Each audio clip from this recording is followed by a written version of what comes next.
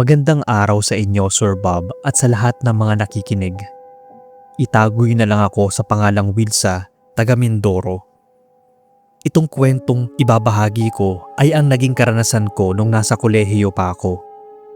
Sa karanasang ito, kasama ko yung ex-boyfriend ko na itago na lang nating Jay. Nangyari ito nung nasa second year college pa lang ako taong 2014. Si Jay noon ay nasa fourth year college na at taga-aral sa Manila. Samantalang ako ay sa mismong bayan lang namin nagkolehiyo, kaya bihira lang talaga kami noon magkasama at magkita.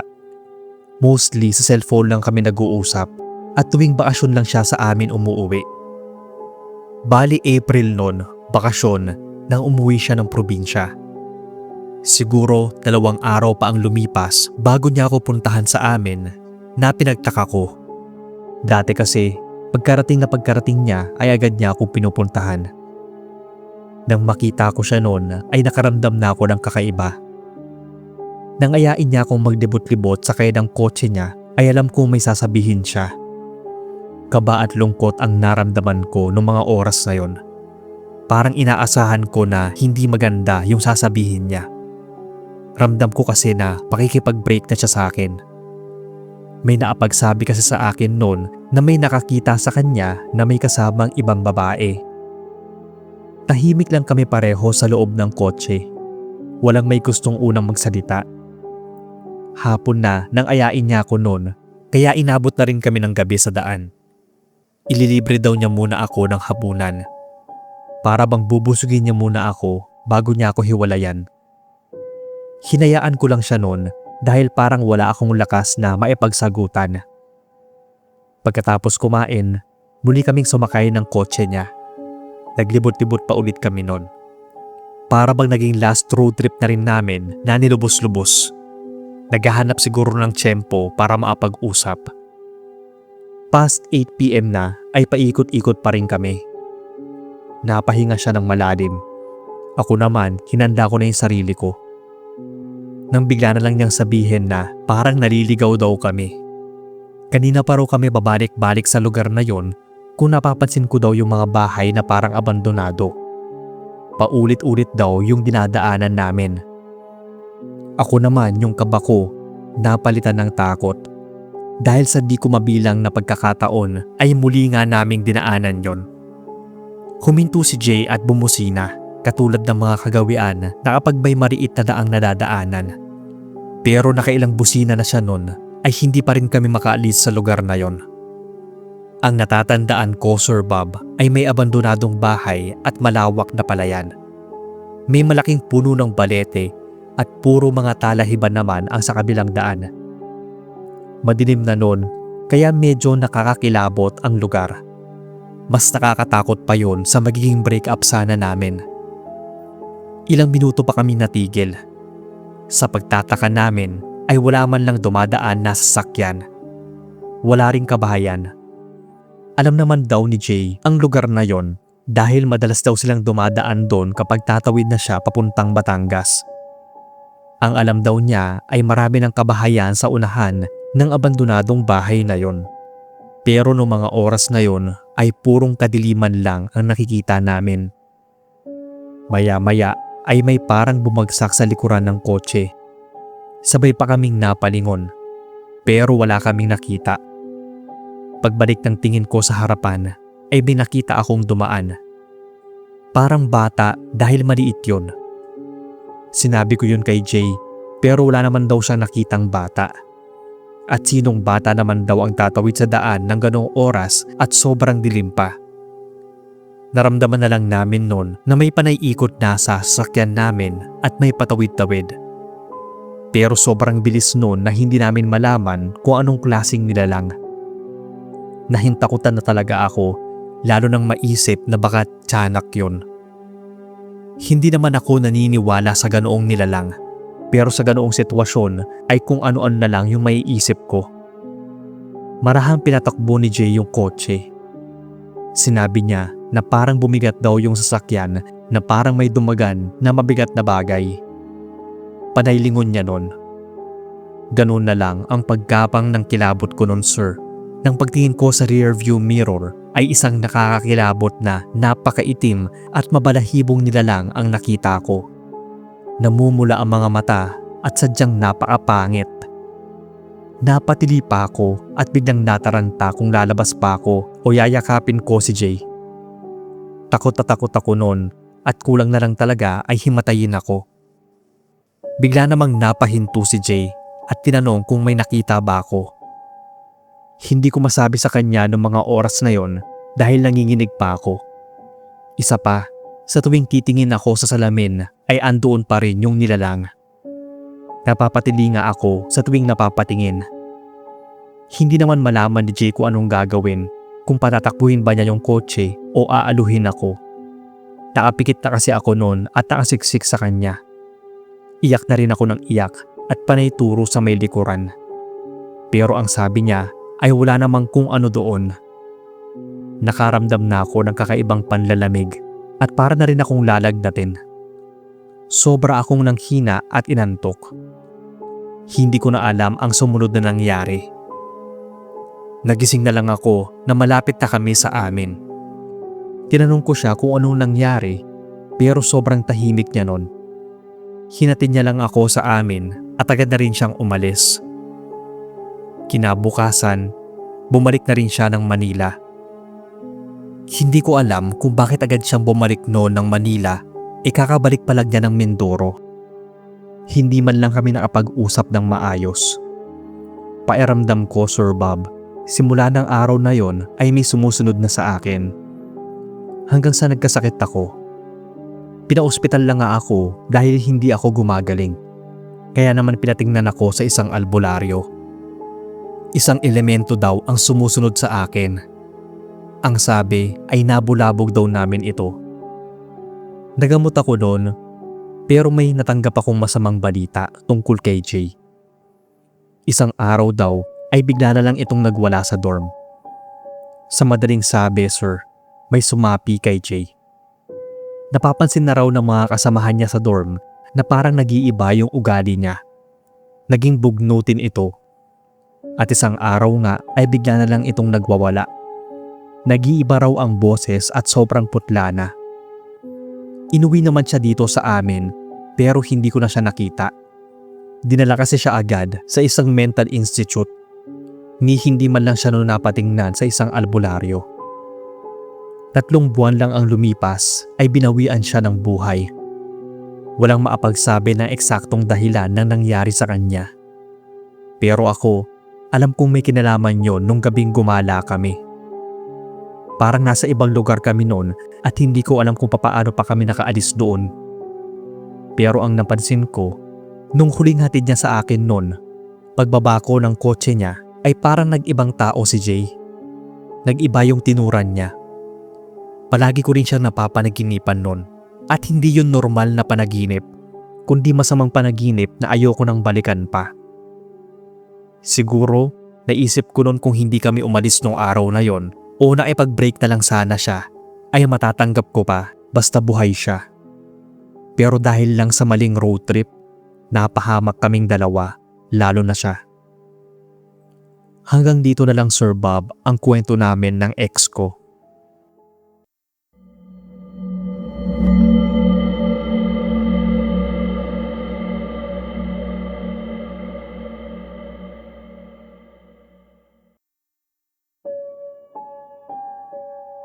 Magandang gabi sa inyo, Sir Bob.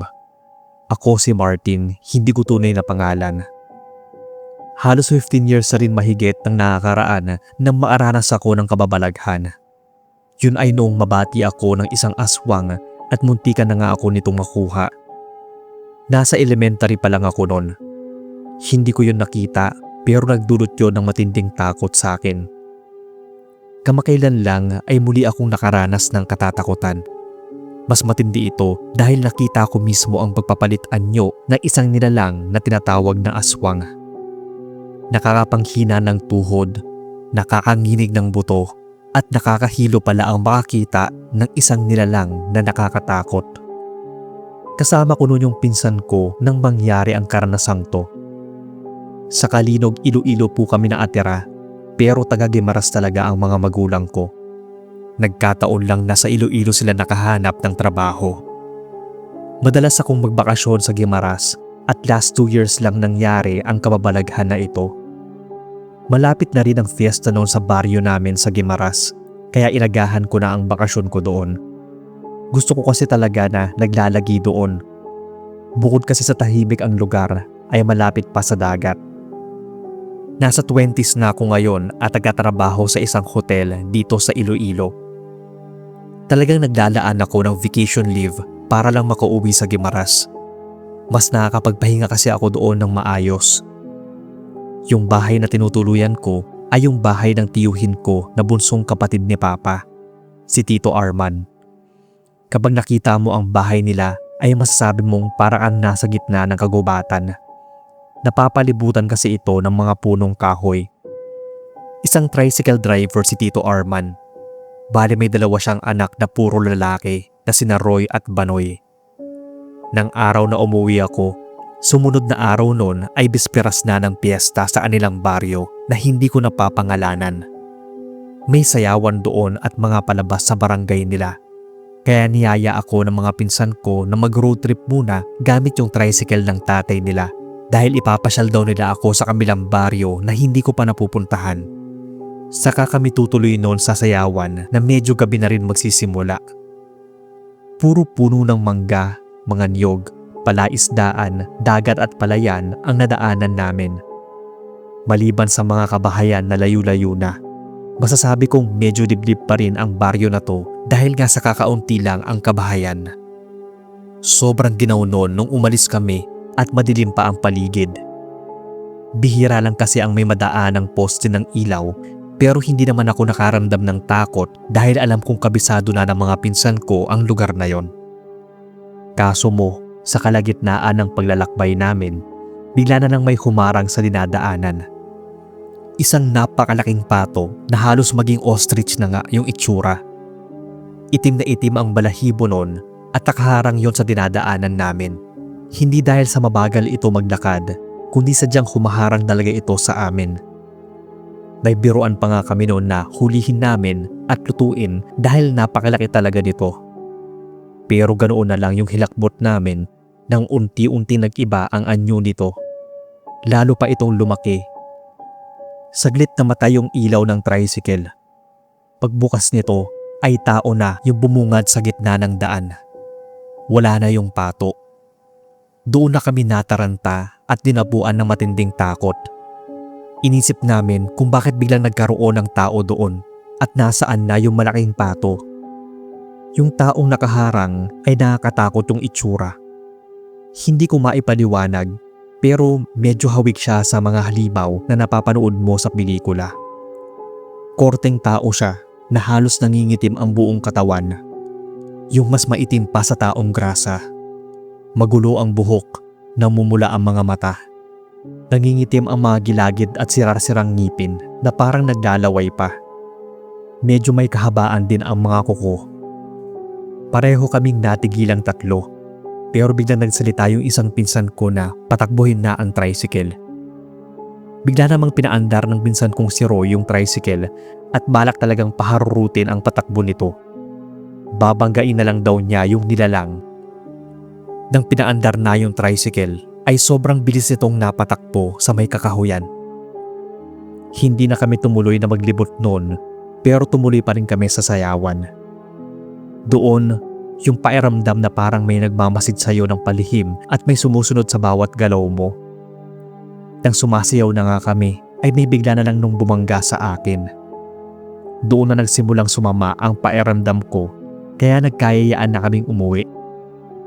Habang nasa biyahe kami noon, naramdaman na lang daw nilang parang may naasunod sa amin. Hindi ko na maintindihan ang nararamdaman ko noon, kaya wala na akong napapansin sa paligid. Nagtayuan na rin yung mga balahibo ko sa buong katawan. Ramdam ko na malapit lang yung nilalang. Duda rin daw sila na inaabangan talaga kami nito. Nakarating naman kami noon sa bahay pero sobrang sama talaga ng pakiramdam ko. Sabi ni na Tito Arman ay bigla na lang daw namaho nung dumating kami. Parang may bulok daw na basura at karne na dumaan sa bahay. Suka naman ako ng suka noon. Pero hindi nila ako madala sa ospital dahil may humuhuni ng tiktik noong mga oras na yon. Ang ginawa ni Tito ay nagsunog siya ng goma at nagsaboy ng asin sa bawat bintana at pintuan. May ipinahid din si tita sa tiyan ko. Parang langis yata yon. Naramdaman ko na lang yung init nun na humahagod sa sikmura ko. Doon parang nawala ang pananakit ng sikmura at tiyan ko. Natigil na rin ako sa pagsusuka at nakaramdam ng panghihina hanggang sa maatulog ako bigla. Kinabukasan ay pinabalik nila ako sa Iloilo dahil hindi raw ako lulubayan ng nilalang na yon. Baka akala daw noon ay bagong salta ako. Mukhang nung nasa biyahe pa lang ay naasunod na yon sa akin. Hanggang sa makabalik ako ng Iloilo ay hindi mawala-wala sa isip ko yung itsura ng aswang na yon. Parang ang paminsan-minsan ay nakikita ko yung nakadungaw sa bintana ko o di kaya ay nakatayo sa mismong paanan ko. Hindi ko nga alam kung nag-hallucinate lang ako. Pero nakaugalian ko na rin magtabi ng asin at magdala nun kahit saan man ako magpunta. Siguro nagsawa din sa kakasunod at kakabantay sa akin. Natigil na rin yon. Siguro 2 buwan din ang lumipas. Ngayong taon ay bala ko na namang magbakasyon doon sa Guimaras dahil malapit na ang fiesta. Pero sisiguruhin kong hindi na mauulit ang karanasan na yon. Hindi na ako gagala ulit lalo paggabi at magdadala na rin ako ng pangontra tulad ng asin kahit na nasa bahay lang ako. Ito lang Sir Bob ang kwento ko. Sana ay mabasa ninyo.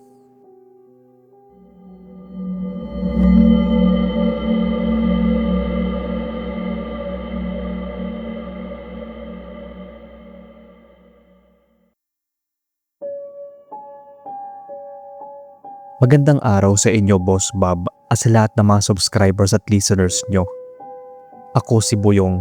Palayaw yan sa akin dahil malikot ako nung bata. Buyong-buyong ba na sa Tagalog ay parang ipo-ipo. Hanggang sa paglaki ko ay hindi ako mapakali na nasa bahay lang. Gusto ko kasi palagi noon ay nasa galaan. Taga Bataan Aklan po pala ako at matagal-tagal na rin ako nakikinig sa mga kwento nyo. Gala talaga ako noon, Boss Bob, lalo na nung high school. Kaya kahit malalim na ang gabi at hindi ako makatulog, ay nag-aaya ako sa mga kaibigan ko na gumala. Nang isang gabing yon, ay nagaya ako sa isang kaibigan ko na mag-road trip. Pampalipas oras sana at pampaantok na rin. Kung saan-saan lang kami nagpunta noon. Minsan, hihinto pag may gustong bilihing pagkain. Road trip na may kasamang food trip. Nag-aya noon ang kaibigan ko na pumunta kami ng Baybay. Marami kasing beach resorts dito sa amin. Tumanggi ako noon kasi sobrang dilim at maliit ang daan papasok sa beach na yon. Pero kung di daw kami pupunta doon ay umuwi na lang kami. Kaso ayoko pang umuwi dahil hindi pa naman ako makatulog. Ayaw ring tumambay ng kaibigan ko kaya wala akong nagawa kundi pagbigyan siya. Pero ilang sandali lang kami noon sa beach ay inaya ko na siya na doon na lang kami mag-ikot-ikot sa bayan at papuntang port. Pumayag naman siya dahil marami pa namang tumatambay ng ganoong oras sa plaza na madadaanan namin. Pero nang dumaan kami doon ay walang katao-tao. Sobrang dilim na rin sa port. Ako na ang nagsabi na umuwi na kami. Nang pauwi na kami ay muli naming madadaanan noon ang isang bangin at malawak na palaisdaan ang nasa ibaba nun. Maraming kawayan at malalaking puno din ang nasa gilid ng daan. Sa totoo lang ay kinatatakutan nun na dumaan doon. Mariit daw kasi at marami na ang pinagpakitaan ng kung ano-anong nilalang doon. Pero sa ilang beses naming dumaan doon ay wala naman ako nakita o naranasang kababalaghan. Maliban talaga ng gabing yon. Nagkukwentuhan kami ng kaibigan ko nang padaan na sa kurbang daan na yon. Nagulat na lang kami na parang biglang lumamig at mabilis na naggalawan ang mga kawayan. Parehas pa kaming napamura at nagsabing kinikilabutan. Yung isa pang ilaw sa poste na nadaanan namin ay patay sindi pa, kaya napamura na ako nun. Napapayakap pa nga sa akin yung kaibigan ko na halatang natatakot. Pero nakahinga kami ng maluwag nang may maasalubong kaming na isang motor. Nang papalapit na ito ay natamaan ng headlight namin ang nakasalubong namin. Doon nakatakot-takot na mura ang nabitawan namin nang mapagtanto na yung nakasalubong naming motorsiklo, yung nagmamaneho nun ay walang ulo. Nalingunin nga ng kaibigan ko ay wala na yon. Muntikan na nga kaming sumemplang nun dahil napabilis ang pagpapatakbo ko ng motor. Napahinto kami sa isang bahay na may tindahan. Bukas pa yon, kaya bumili muna kami ng soft drinks. Paulit-ulit kami nagtanungan kung ano yung nakita namin. Kung nakita rin pa niya na walang ulo dahil baka nagdududa pa akong namamalikmata lang. Kaso, pati nga yung kaibigan ko ay ganoon din ang nakita. Isa pang nakakapanindig balahibo nun nang lumagpas na sa amin ay bigla yung nawala.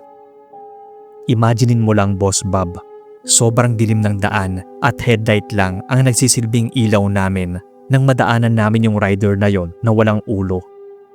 Buti nga at nakontrol ko pa yung motor ko. Hindi yun maalis-alis sa isip ko hanggang sa pagtulog. Ganon din daw yung kaibigan ko. Napapanaginipan din niya yon. Nang ikwento ko yun sa tatay ko, ay sinabihan niya ako na sunugin ko yung damit na suot-suot ko nun.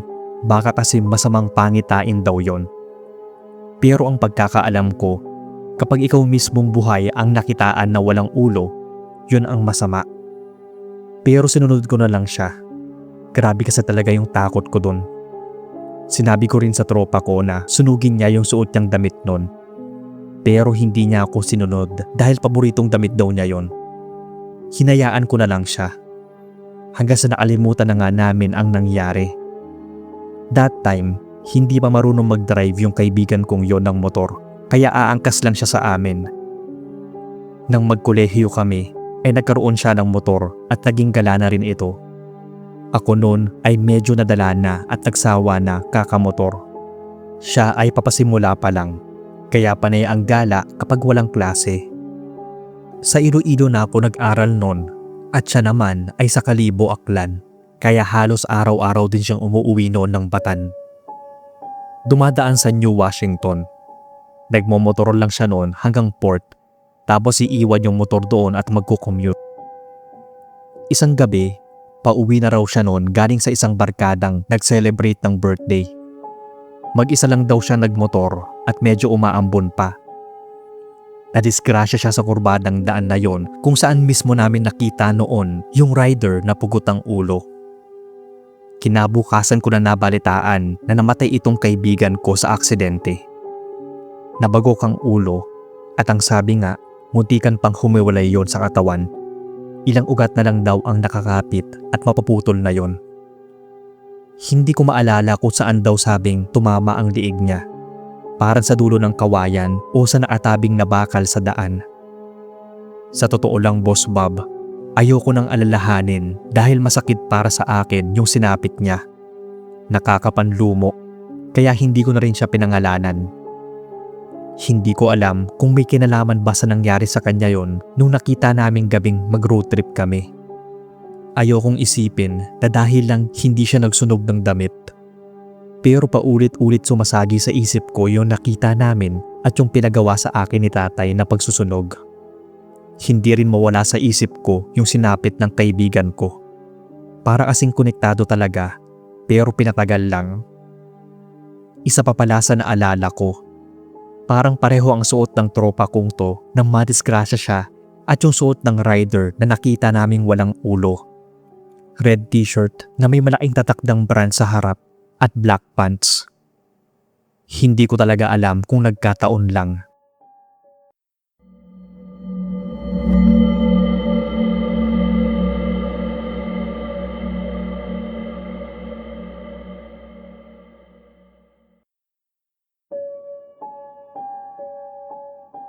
Hello sa inyo, Sir Bob, at sa lahat ng mga listeners nyo. Tawagin na lang akong Rodel, taga Tuburan, Cebu. Nagsimula akong maadik sa pakikinig ng mga horror stories nung narinig ko yung isang pinsan ko na nakikinig siya ng mga kwentong katatakutan. At nang mag-search nga ako, ay isa ang channel nyo sa nakita ko. Simula noon, siguro mga 2 years ago na ay sinusubaybayan ko na at pinapainggan ang mga stories nyo sa channel. Kaya naisip ko rin na ibahagi ko rin kaya itong nakakatakot kong karanasan. Nangyari to nung kakatapos lang ng libing ng lolo ko. Mga 12 years ago na rin ang nakalipas at patuntong na ako sa college noon. Naging malungkot, emosyonal at magulo ang pagkawala ni lolo. Nag-away-away ang mga anak niya at isa na nga roon yung nanay ko.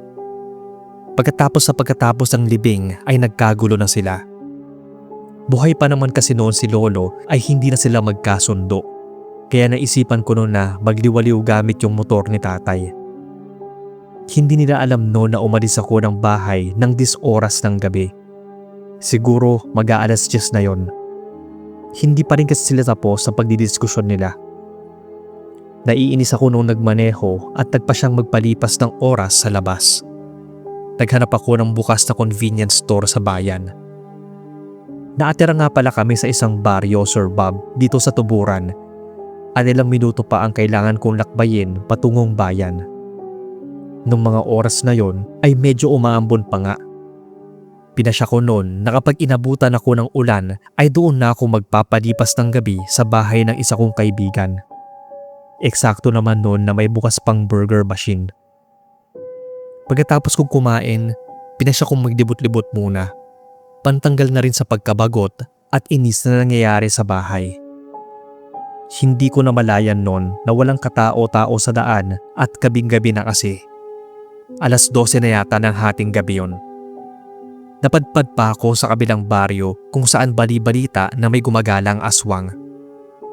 Nawala naman yun sa isip ko dahil ang tanging laman noon ay kung paano makawala saglit sa magulong bahay namin. Hindi ko na rin alintana ang dilim at pag-ambon-ambon. Nagmamadali na ako umuwi dahil nakaramdam na rin ako ng antok. Habang binabaybay ko ang madilim na daan papalabas ng baryong yon, bigla akong nakaramdam ng panlalamig ng batok. Sunod ay bigla na lang nagsitayuan ang mga balahibo ko sa braso. Nakarinig na lang ako ng mahinang pagaspas mula sa aking uluhan. Ayoko pang tumingala noon dahil baka sumemplang ako, kaya medyo binilisan ko na lang ang pagpapatakbo ng motor. Kaso lang ay parang bumilis din yung pagdipan ng kung anumang nilalang yon. Hanggang sa mamatayan ako ng makina. Bigla namang namatay yung headlight sabay patay din ang makina ng motor. Doon na ako kinilabutan, lalo na at narinig ko ulit yung malakas na pagaspas ng malaking pakpak. Alam ko noong mga oras na yon na nanganganib na ako, na aswang na yung sumusunod sa akin. Pero nilakasan ko pa rin ang loob ko at pinilit na mapaandar ang motor. Panay mura na ako noon at sinabing hindi ako natatakot sa kanya. Gayong mainit ang ulo ko, kaya kaya ko maipagbuno kahit kanino. Pero syempre, takot na talaga ako noon.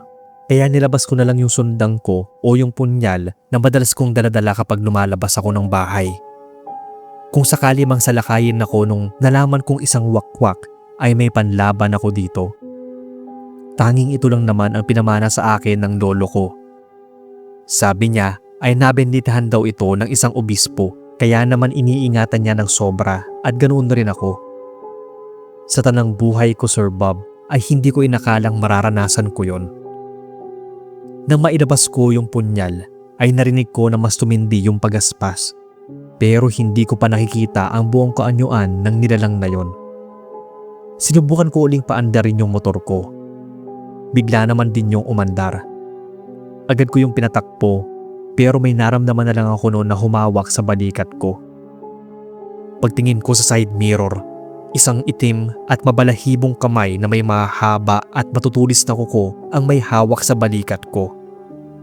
Naramdaman ko rin ang bigat dahil nasa likuran ko na ang wakwak na sumusunod sa akin. Hindi ko matingnan sa salamin ang itsura noon dahil sa sobrang takot. Tinodo ko ang pagpapatakbo hanggang sa magpagewang-gewang yung motor ko. Naramdaman kong natanggal ang pagkakahawak sa akin, kaya naging maayos ulit yung pagpapatakbo ko. Nanginginig na nga yung mga kamay ko noon. Huminga lang ako ng malalim para matanggal yung bara sa dibdib ko. pakiramdam ko kasi ay parang hindi ako makakaalis sa lugar na yon. Sa bilis ng patakbo at ilang minuto na akong naglalakbay ay hindi pa rin ako nakakalabas ng baryo na yon. Pinagsisihan ko talaga yung ginawa kong pagdiwaliw sa lugar. Akala ko ay hindi na ako nung sinusundan. Pero maya-maya lang ay may narinig na naman akong pagaspas. Hindi ko na maintindihan kung anong klaseng dasal ang pinagsasabi ko. Lahat na rin yata ng santo, pati demonyo yata natawag ko na. Sa sobrang taranta ko, lalo akong napapiga sa manibela. Napansin ko na lang na naggagalawan na yung mga puno sa nadadaanan ko. Parang may malakas na hangin din na humahawi sa mga sanga nito. Bumusina na ako ng bumusina. Medyo nabawasan yung takot ko nang may makita akong kabahayan at nagpailaw. Binagalan ko na yung pagpapatakbo at naramdaman kong wala nang naasunod sa akin. Pero yung dibdib ko talaga, ang bilis ng kabog. Naisip ko rin yung mabalahibong nilalang na may pakpak na humahabol sa akin. Buti nga at naarating na ako ng baryo namin at wala na yon. Madilim na ang bahay nang maarating ako. Sobrang tahimik. Pagpasok ko ay tumuloy na ako sa silid namin ng kapatid ko. Hindi talaga ako nakatulog nung gabing yon. Nakikiramdam kasi. Pero sa awa ng Diyos ay wala namang nagparamdam na kung ano sa akin. Wala rin akong pinagkwentuhan ng karanasan kong ito dahil tiyak aasarin at sisisihin lang nila ako kung bakit ako gumala ng ganoong oras. Simula din nun ay hindi na ako lumapit pa sa baryo na yon nang walang kasama. Sa susunod po ay ikukwento ko naman yung tungkol sa nangyari sa amin ng kaibigan ko nung magfiesta sa baryong ito at maimbitahan ng isa naming kaibigan. Pero sa ngayon, hanggang dito na lang muna ang kwento ko. Sana ay nagustuhan nyo at salamat sa pagbabasa, Sir Bob.